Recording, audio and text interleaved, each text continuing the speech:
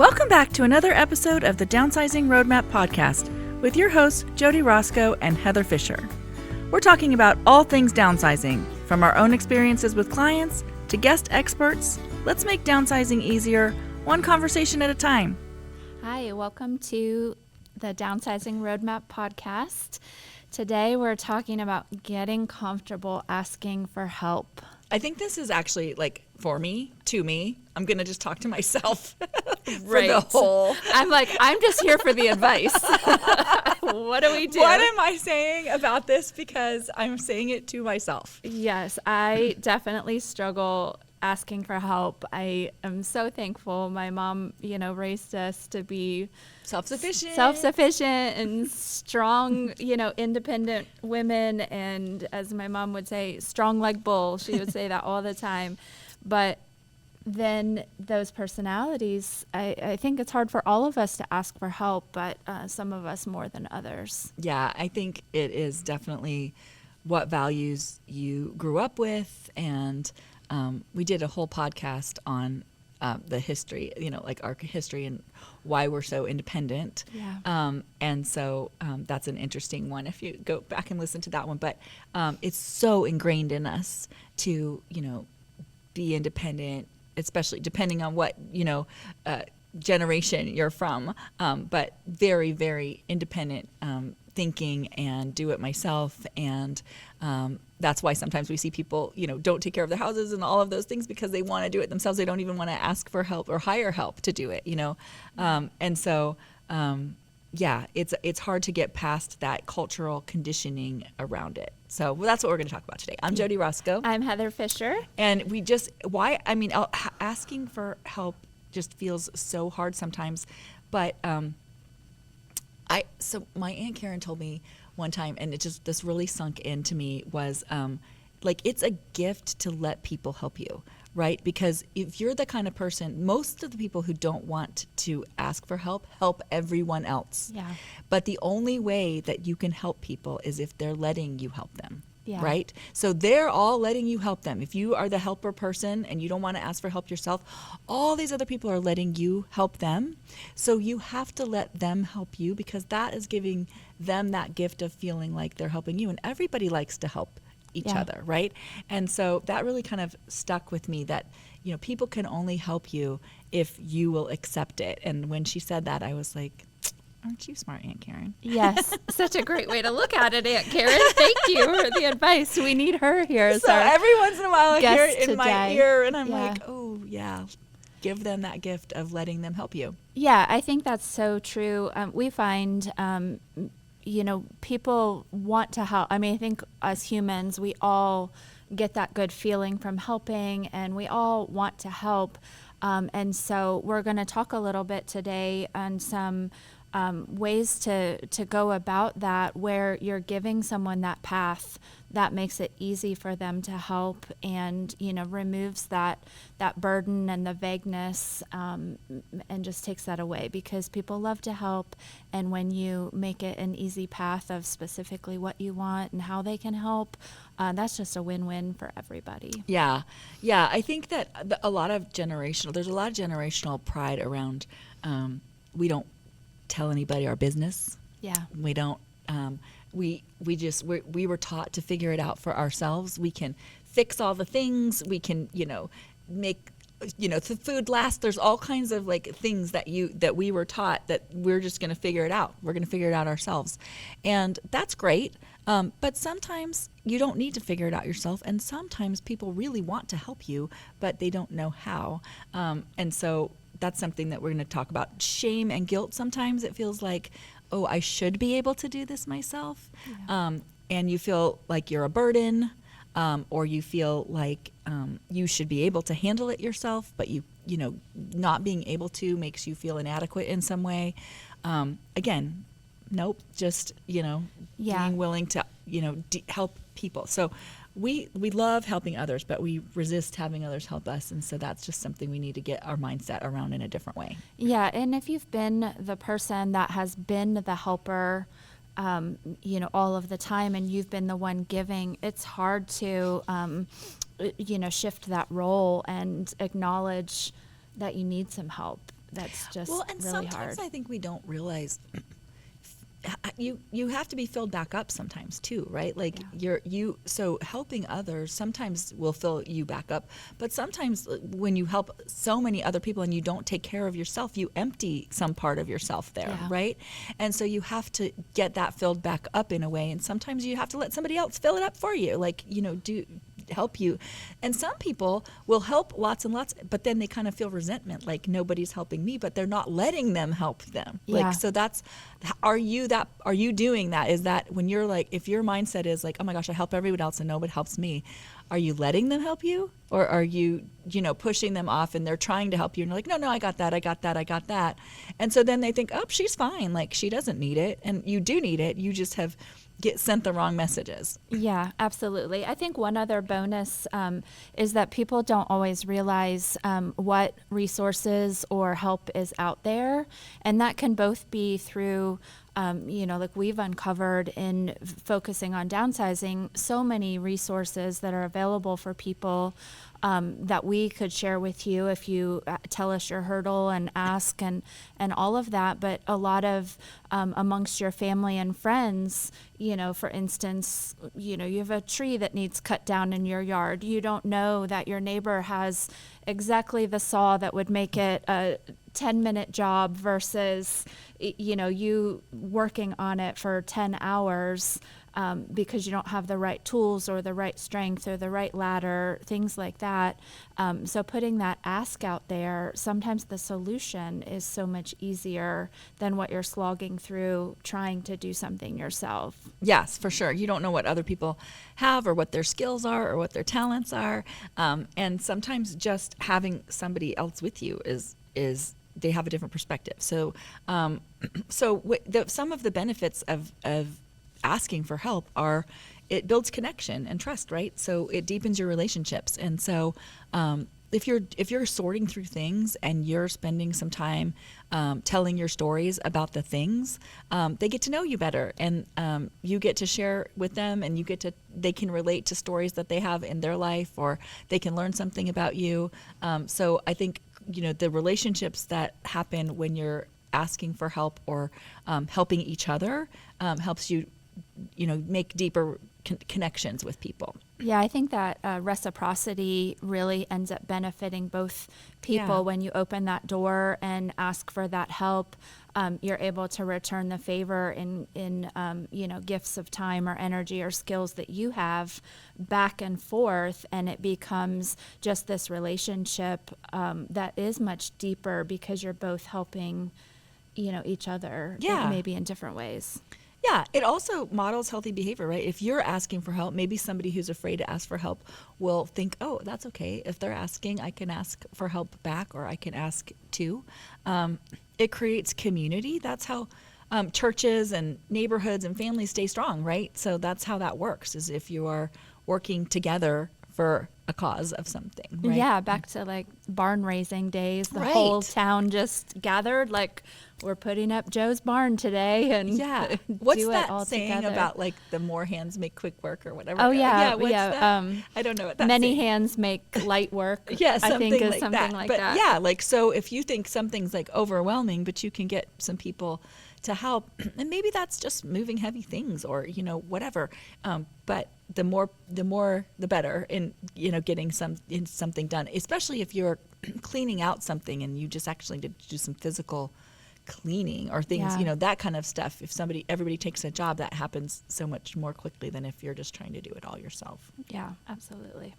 And it helps you avoid burnout or maybe injury if you're trying to lift heavy things. But if you're doing a big transition and you're having to kind of sort through things over and over and over every day, you can definitely burn out. And just having some camaraderie or having somebody to share that with, or make sure you don't pick somebody who wants to keep everything. Make sure you pick somebody who just has a perspective that you're working through to let go of things. But that can help you so much, just mentally not feeling like you're alone doing it.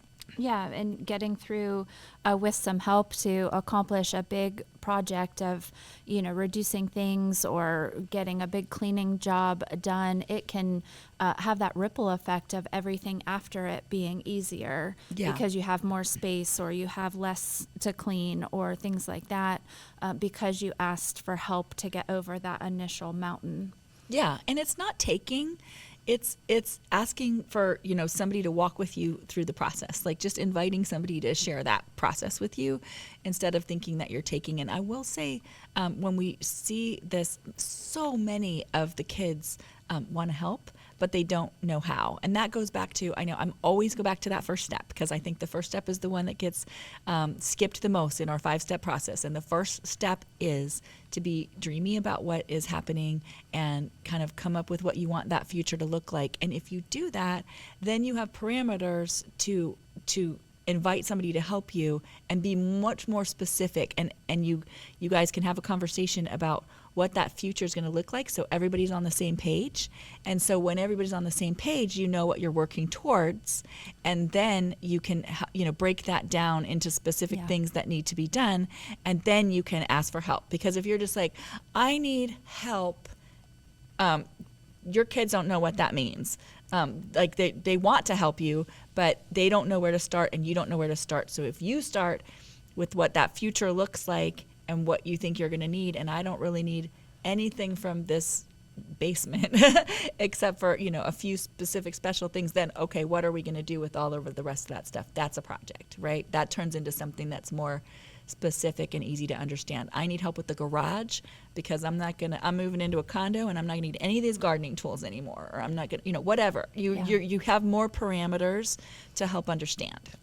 I know from my own experience that's so much more helpful.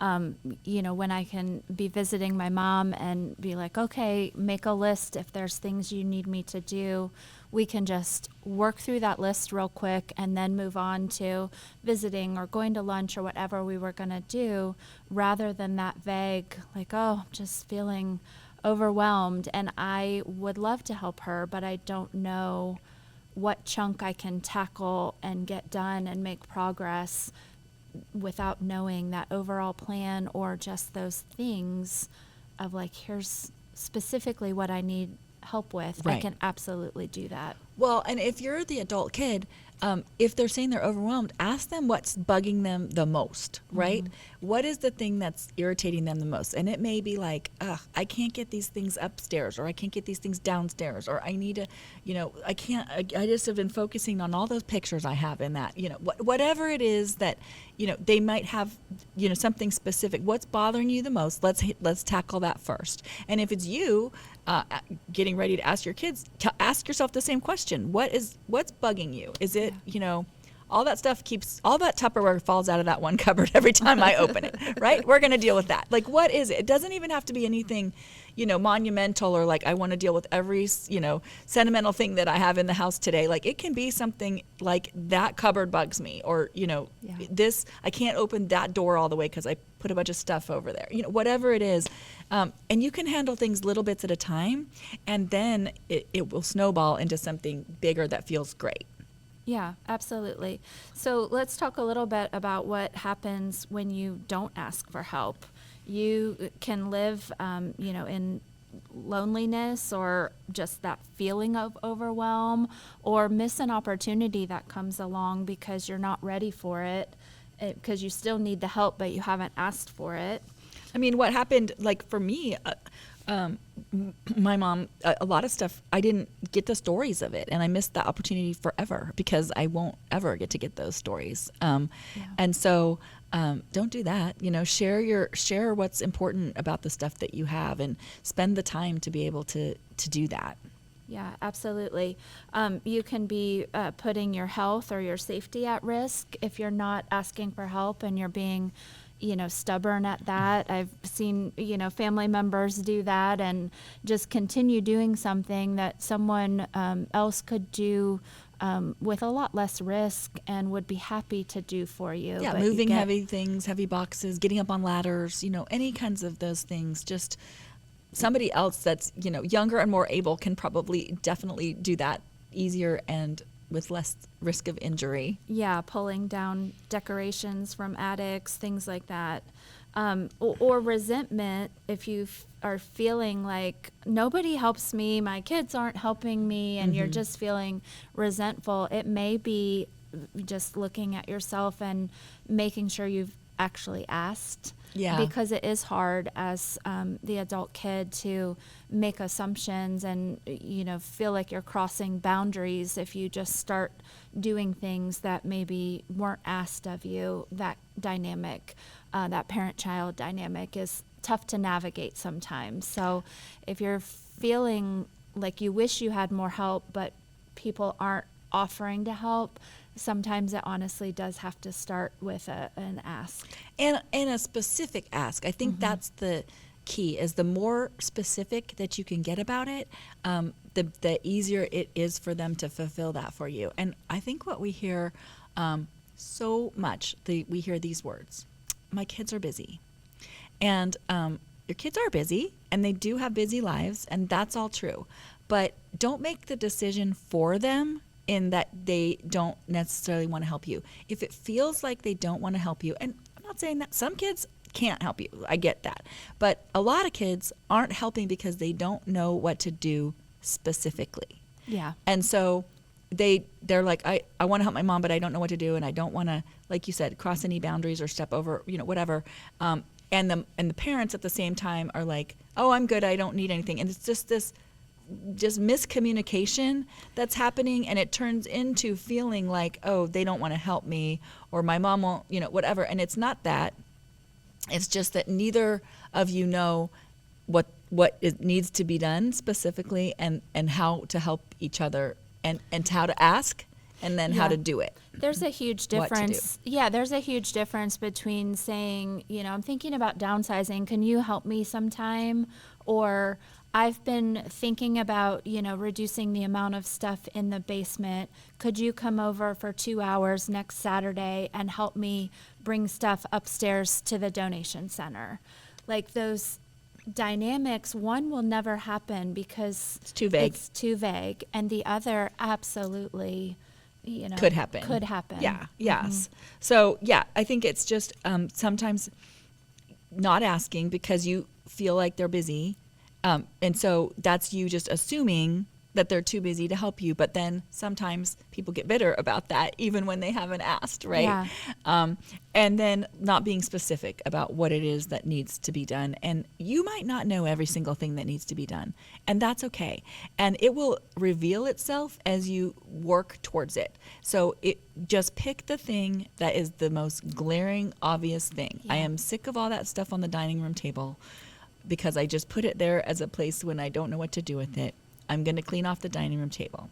Do you have an hour or two on some let me know the best time for you. You can say this weekend, or you can say whatever works in the next week. Do you have 2 hours that you could come over and help me? Yeah. Whatever that is. I need to sort my paperwork into stuff that is important. I need to clean off the dining room table. I need to move things from the basement. Whatever it is, pick something specific and ask for it. And then the next, a couple weeks later, it might be something else. And like I said, it will just start to reveal itself. You'll start to see it yourself and be like, oh, that bugs me, or that bugs me. And you'll get through it. Yeah, absolutely. There's ways to ask for help too that's more in line with like an accountability partner. You can ask a friend, hey, I'm really wanting to go through my photos. Do you want to come over for coffee once a week? Yeah. And we'll both go through and then we'll go through yours. Yeah, whatever that looks like. There are ways to just have that moral support as help too. Not always just pulling in somebody. It's just keeping on track. I know Jodi motivates me when we're texting, like, I'm going to the donation center, are you? And, that kind of help can really just get you through the process as well. Yeah, even if you're not doing it together, if somebody else that you know is wanting to go through that process too, give each other a call. Okay, I'm going to spend 30 minutes down, I'm going to take a picture and send it to you before and after, whatever, just some kind of accountability around it can help you even just make yourself get excited about it. So Here's some list of breakdowns of what it is. So physical help, moving furniture, lifting heavy boxes, organizing closets. Maybe that's you got to send the grandkids over with their friends and they're going to load up a bunch of stuff, because it's heavy and like they need it, whatever. Yeah. So physical help, emotional support. So you just need somebody to listen to your stories. You just need them to, sit with you while you're going through it, listen to those stories. And a lot of times when you're trying to let things go, once you've told the story, it's easier to let it go. I don't know. That's just a mental thing that happens. Yeah. You'll notice it as you start to do it. And you'll realize in your head, I think, that the story is interesting, but not interesting enough to keep it. Or it's not like, it's not something that you love so much that once you've told that story, you're like, oh, and because I told that story, I need it. Now it's like I told that story and it can go. They didn't even glance up or laugh or smile. Not that great of a story. But you didn't feel that connected Yeah. to it when Yeah. the story come out. And so that, I think that's helps you let it go because it has a story, but the story's been told and it's okay to let it go now. Yeah. Yeah. Decision making. So somebody that can help you with decision making, help you sort priorities of pros and cons and whatever. Be careful with the person you pick with this. You don't want to pick the person who's super sentimental and wants to keep everything. And if you don't have the right person in your life for this, you absolutely can hire that person, a professional organizer, a move manager, somebody that can help you without having their own sentimental attachment to your stuff, but still who understands that they need to give you that respect for your things. It's not just junk, right? So somebody who can help you with a different lens that they look through things. Yeah, we had a client recently that had done so much over the past year of sorting their things and making decisions, and they hired an organizing company it was only like half a day, so it wasn't huge. They were handling everything, and that was just the help she needed to get over that final stage of like, I've done the things that were easy, I've done the things that made sense and I knew what to do with, and now I'm left with this last bit that I'm either struggling making those last decisions on, or it's more oddball stuff. I don't even know what to do with it if I don't want it, and that help that she asked for got them over the finish line for their move. So it doesn't need to be an all or nothing. There's levels of I can do it myself to this point, and then I need to ask help either from a professional or family member to get through to the end. Yeah. And then the last one is logistical help. And some of this isn't even about moving. Maybe you need rides to appointments. Maybe you need some tech help. Maybe you need help navigating your paperwork. And maybe you have somebody in your family who's super great at paperwork and can do that. And maybe you don't. And then you can definitely hire people that can help you. Yeah, one of our earliest episodes with Mark Healy on the driving and senior driving, he gave such great advice on, how the help needs to be specifically asked for in order for a plan to work on. And that goes back to this logistical, not just like, okay, I can't drive anymore, but like, okay, here's the things I specifically want to get to. Here's when they are. Can we make a schedule for that? And then you get the help you need. Everybody is glad that you are still getting to what you need to get to. But it's not just a mix of resentment and like, how do I help? What do you need?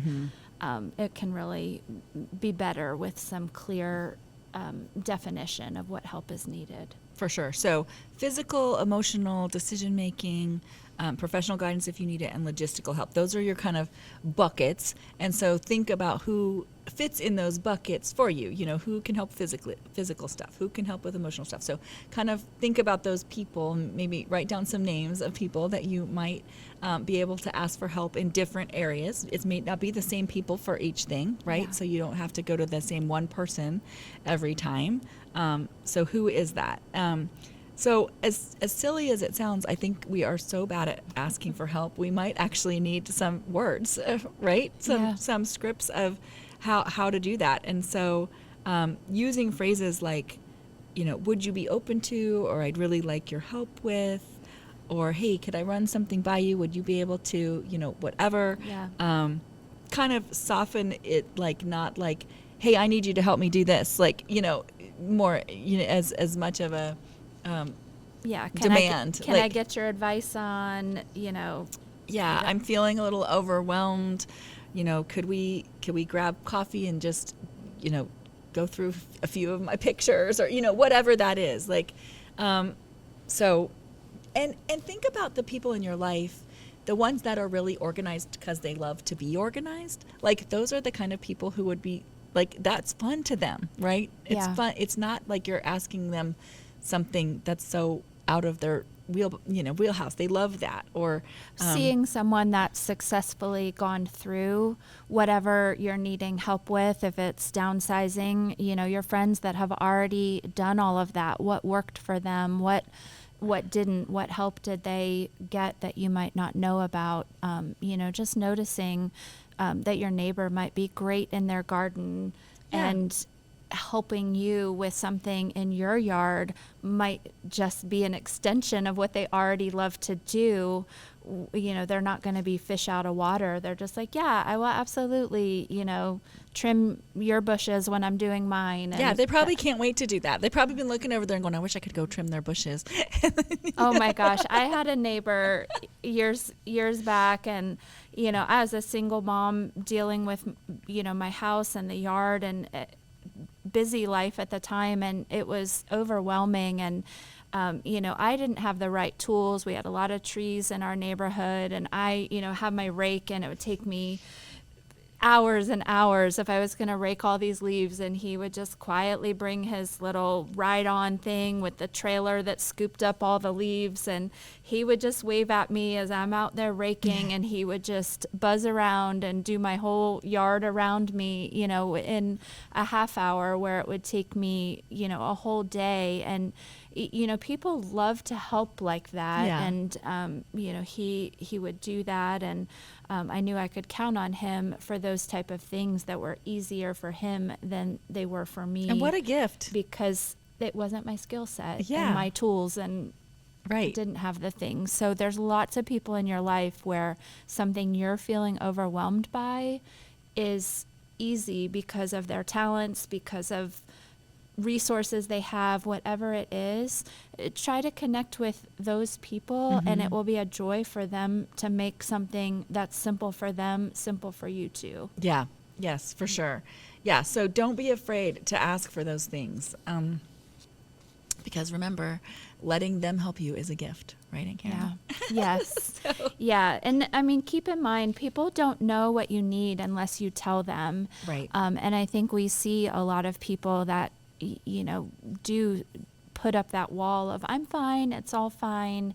And maybe it's them not wanting to fully look behind the curtain themselves and see how things have changed. And certainly we have just been talking about how hard it is to ask for help, even when you know you need it. But people don't know unless you ask. So we can only encourage you And to I think the take people that who leap. look so capable are the ones that don't get the help, because it just seems like, oh, they're okay. Like, I don't have to, help them. But they still might need it. Like, they still might need those things. So, again, just be really specific in the beginning. A global, like, I need help just feels big and like, okay, but I don't know what to do for you. I think that's like when something has happened to somebody that's tragic, or, like some kind of a thing. When people are like, oh, just let me know what you need. Like, you don't know. They don't know how to help you. But if they say something specific like, hey, I'm going to bring you a meal on Thursday, okay? And then, that's so clear and easy. So you need to make it that clear and easy when you're asking for help, of what it is. It needs to be very like, hey, I need some help going through my clothes in my closet. Yeah, Or- take them up on that. Let me know Yeah. what you need. I mean, they're saying they truly do want to help you, Yes. but they don't know how to chunk that down Yes. from the outside. So just, take people up on that. Yep, here is one thing that would Really help me. absolutely be amazing if you did this for me. And I think you'll find joy from it, and they'll find joy from it, and it will be a connection in your life that feels so good. So it feels so much better than being so independent and trying to, get over the overwhelm by yourself, and stop feeling like you need to. Like, it's not a weakness. I think in going through notes for this, I've thought back on times when I've said those same words to someone. Let me know what you need, and if someone's going through something big, and that, and I'm like, I really did want to help, but I didn't know what to do, and I probably felt like I just trailed off and didn't keep checking in or whatever. But if that communication just breaks down a little bit more into, thank you so much, I'll get back to you next week, and here's what I do need. There's joy on both sides. Yeah. And make yourself a list. Just go right now and make yourself a list of like the 5 things that bug you the most about what's going on in your house. Like, I can't stand walking by that pile of whatever. Or I can't stand, there's these heavy books and I can't move them. Or, whatever it is, like, just make yourself a little list, and then see who you think in your life would be the one that could help you get that off your mind, because it's so heavy, that anxiety that creates when you feel like you should be doing something and you can't physically do it, or you haven't made yourself do it. There is so much weight to that in your mind that you aren't even thinking about. Yeah, for sure. So a little mini challenge, ask for one thing this week, big or small.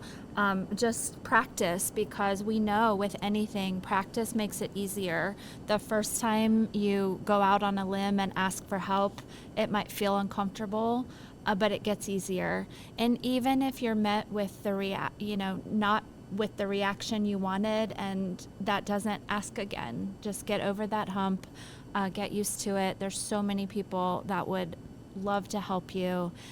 If you need anything from us, resources, ideas, strategies on how to move forward, please reach out to us for that ask. Downsizingroadmap.com. We are there. You can reach out to us by email. You can come in through our downsizingroadmap.com/help if there's anything specific that you need, or just start with our free guide, downsizingroadmap.com/guide. All of those options. If you need to practice on us, just ask us for help. Yeah, just if we told you a lot of things, go to downsizingroadmap.com. All of that stuff is there on our website, and we also have a little Facebook group where everybody that's going through this can go in there and join and ask questions and kind of help each other. So you can join that as well. So downsizingroadmap.com has all of that. All of that right on the homepage. Yep, right on the homepage. So we would love to connect with you outside the podcast. So go ask for some help today. Yeah, and we will be back next week with some more advice. Bye-bye. Thanks for joining us on the Downsizing Roadmap podcast. If you found this episode helpful, be sure to subscribe, leave us a review, and share it with someone who might need a little downsizing inspiration. Have questions or ideas for future episodes? Reach out to us on our website, www.downsizingroadmap.com. Until next time, let's keep simplifying and moving forward.